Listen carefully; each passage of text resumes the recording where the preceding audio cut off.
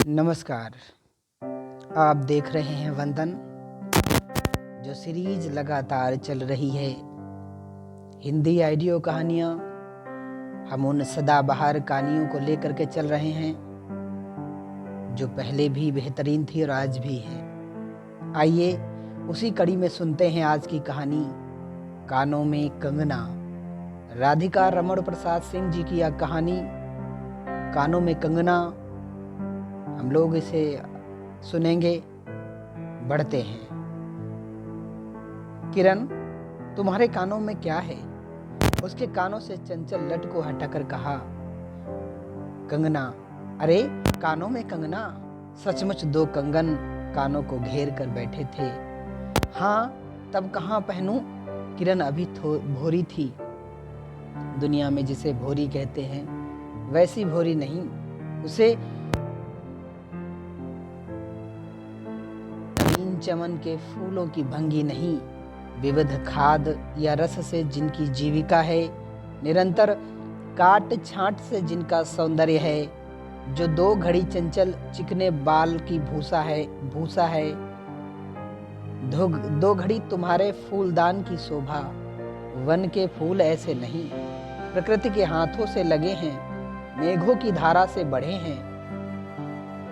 चटुल दृष्टि इन्हें पाती नहीं, जगद्वायु इन्हें छूती नहीं। यह सरल सुंदर सौरभमय जीवन है। जब जीवित रहें तब चारों तरफ अपने प्राण धन से हरे भरे रहें। जब समय आया तब अपनी माँ की गोद में झड़ पड़े।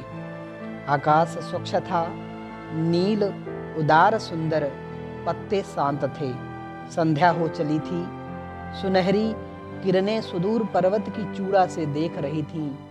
वह पतली किरण अपनी मृत्यु सैया से इस शून्य निविड़ कानन में क्या ढूंढ रही थी? कौन कहे। किसे एकटक देखती थी, कौन जाने। अपनी लीला भूमि को स्नेह करना चाहती थी या हमारे बाद वहाँ क्या हो रहा है इसे जोहती थी। मैं क्या बता सकूं? जो हो, उसकी उस भंगी में आकांक्षा अवश्य थी। मैं तो खड़ा उन बड़ी आंखों की किरण लूटता था। आकाश में तारों को देखा या उन जगमग आंखों को देखा, बात एक ही थी।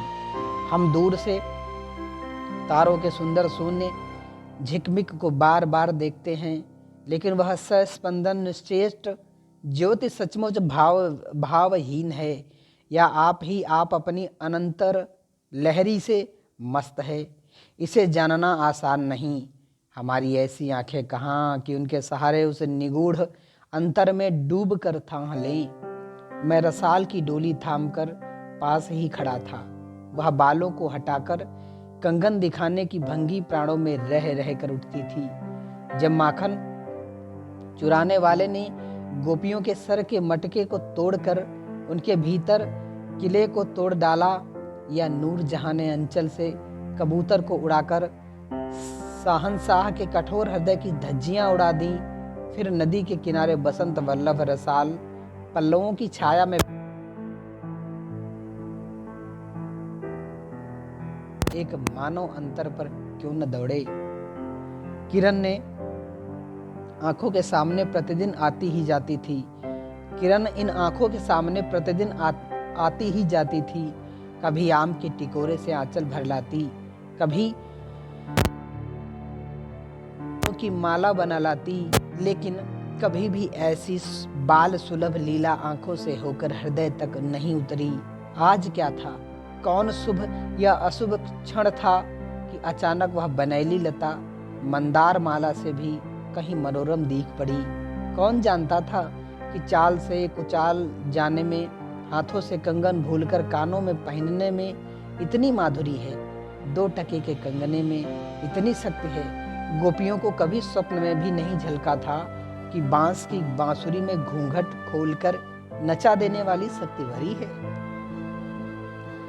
मैंने झटपट उसके कानों से कंगन उतार लिया, फिर धीरे धीरे उसकी अंगुलियों पर चढ़ाने लगा। न जाने उस घड़ी कैसी खलबली थी, मुंह से अचानक निकल आया, किरण, आज की यह घटना मुझे मरते दम तक न भूलेगी। यह भीतर तक बैठ गई। उसकी बड़ी बड़ी आंखें और भी बड़ी हो गईं।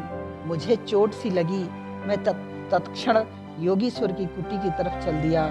प्राण भी उसी समय नहीं चल दिए। यही विस्मय था।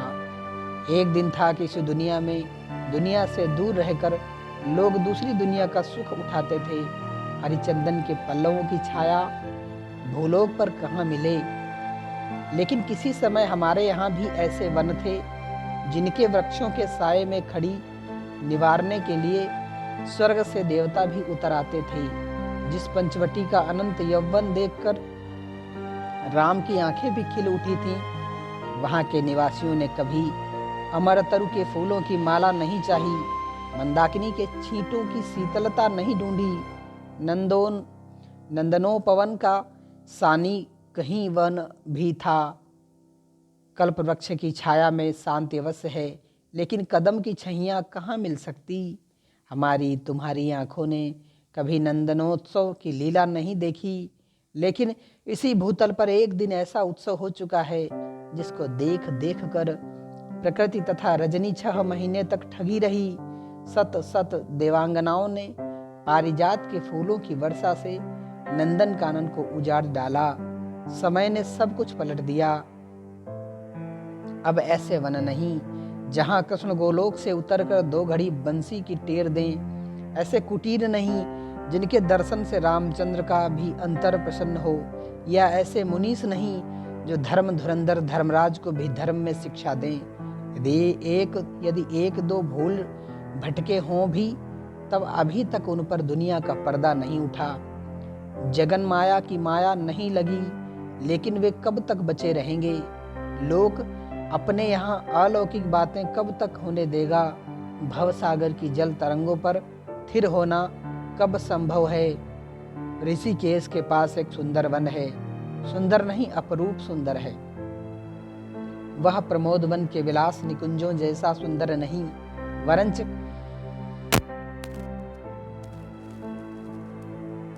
चांदनी में बैठकर कनक घुंघरू की इच्छा नहीं होती, वरंच प्राणों में एक ऐसी आवेश धारा उठती है जो कभी अनंत साधन के फूल पर पहुंचाती है, कभी जीव जगत के एक एक तत्व से दौड़ मिलती है।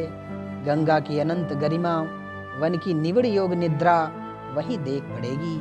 कौन कहे वहां जाकर यह चंचल चित्त क्या चाहता है, गंभीर अलौकिक आनंद या शांत सुंदर मरण। इसी वन में एक कुटी बनाकर योगीश्वर रहते थे।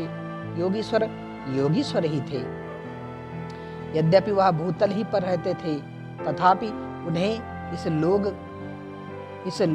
लोक का जीव कहना यथार्थ नहीं था।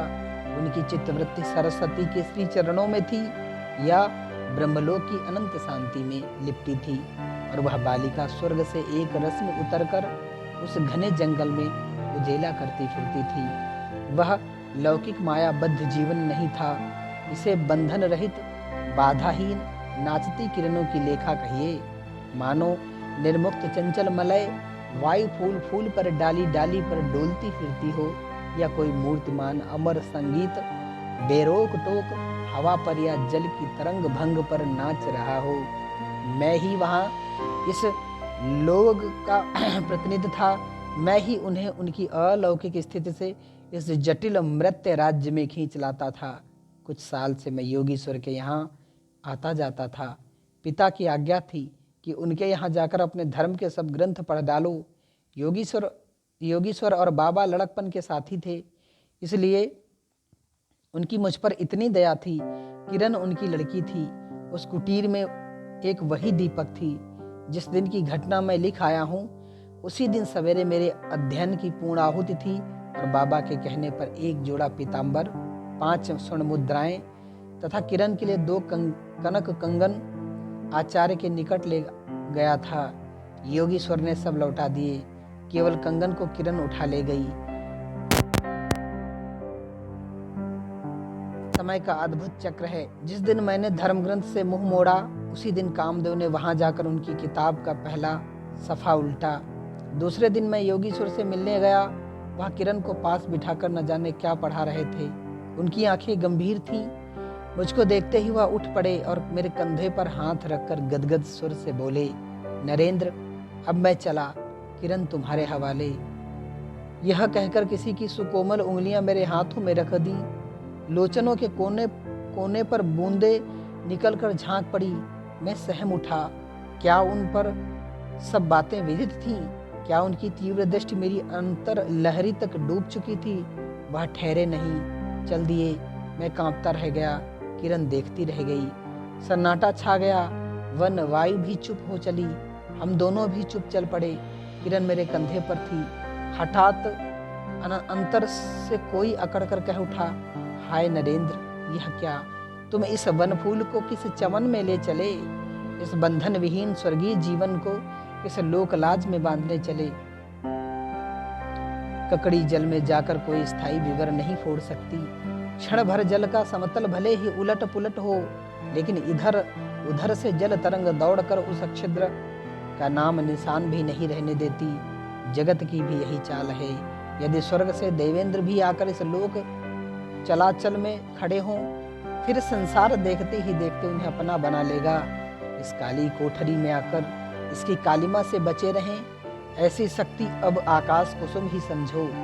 2 दिन में राम हाय जानकी कहकर वन वन डोलते फिरे। 2 क्षण में यही विश्वामित्र को भी स्वर्ग से घसीट लाया। किरण की भी यही अवस्था हुई। कहाँ प्रकृति की निर्मुक्त गोद, कहाँ जगत का जटिल बंधन पास, कहाँ से कहाँ आ पड़ी। वह अलौकिक भोलापन, वह निसर्ग उच्छ्वास हाथों हाथ लुट गए। उस वन फूल की विमल कांति लौकिक चमन की मायावी मनोहारिता में परिणित हुई। अब आंखें उठाकर आकाश से नीरव बातचीत करने का अवसर कहाँ से मिले? मलय वायु से मिलकर मलयाचल के फूलों की पूछताछ क्यों कर हो? जब किशोरी ने नए सांचे में ढलकर उतरी, उसे पहचानना भी कठिन था। वह अब लाल चोली, हरी साड़ी पहनकर, सर पर सिंदूर रेखा सजती और हाथों के कंगन, कानों की बाली, गले की कंठी तथा कमर की करधनी दिन दिन उसके चित्त को नचाए मारती थी। जब कभी वह सज धज कर चांदनी में कोठे पर उठती और वसंत वायु उसके आंचल से मोतियों की लपट लाकर मेरे बरामदे में भर देता, फिर किसी मतवाली माधुरी या तीव्र मदिरा के नशे में मेरा मस्तिष्क घूम जाता और मैं चटपट अपना प्रेम चित्कार फूलदार रंगीन चिट्ठी में भरकर जूहे के हाथ ऊपर भिजवाता या बाजार से दौड़कर कटकी गहने व विलायती चूड़ी खरीद लाता। लेकिन जो हो, अब भी कभी कभी उसके प्रफुल्ल वदन पर उसे आलोक की छटा पूर्व जन्म की सुख स्मृतिवत चली आती थी और आंखें उसी जीवंत सुंदर झिकमिक का नाज दिखाती थीं। अब अंतर प्रसन्न था, फिर बाहरी चेष्टा पर प्रतिबिंब क्यों न पड़े। यूं ही साल 2 साल मुरादाबाद में कट गए। एक दिन मोहन के यहाँ नाच देखने गया। वहीं किन्नरी से आंख मिली क्या लीन हो गई। नवीन यौवन, कोकिल कंठा, चतुर चंचल चेष्टा तथा मायावी चमक। अब चित्त को चलाने के लिए और क्या चाहिए। किन्नरी सचमुच किन्नरी ही थी, नाचने वाली नहीं नचाने वाली थी। पहली बार देखकर उसे इस लोक की सुंदरी समझना दुस्तर था। एक लपट जो लगती किसी नशा सी चढ़ जाती। यारों ने मुझे और भी चढ़ा दिया। आंखें मिलती मिलती मिल गईं, हृदय को भी साथ साथ घसीट ले गईं। फिर क्या था, इतने दिनों की धर्म शिक्षा, शतवत्सर की पूज्य लक्ष्मी, बाप दादों की कुल प्रतिष्ठा, पत्नी से पवित्र प्रेम एक एक करके उस प्रतीप्त वासना कुंड में भस्म होने लगे। अग्नि और भी बढ़ती गई। किन्नरी की चिकनी दृष्टि, चिकनी बातें घी बरसाती रहीं। घर बार सब जल उठा। मैं निरंतर जलने लगा, लेकिन ज्यों-ज्यों जलता गया, जलने की इच्छा जलाती रही। 5 महीने कट गए, नशा उतरा नहीं। बनारसी साड़ी, पारसी जैकेट, मोती का हार, कटकी कर्णफूल, सब कुछ लाकर उस मायाकारी के अलक्त रंजित चरणों पर रखे। किरण हेमंत की मालती बनी थी, जिस पर एक फूल नहीं, एक पल्लव नहीं। घर की वधू क्या करती जो अनंत सूत्र से बंधा था, जो अनंत जीवन का संगी था, वही हाथों हाथ पराये के हाथ बिक गया। फिर ये तो 2 दिन के चकमकी खिलौने थे। इन्हें शरीर बदलते क्या देर लगे। दिन भर बहानों की माला गूंथ गूंथ किरण के गले में और शाम को मोती की माला उस नाचने वाली के गले में सशंक निर्लज्ज डाल देना, यही मेरा जीवन निर्वाह था। एक दिन सारी बातें खुल गईं। किरण पछाड़ खाकर भूमि पर जा पड़ी। उसकी आंखों में आंसू न थे, मेरी आंखों में दया न थी। बरसात की रात थी, रिमझिम बूंदों की झड़ी थी।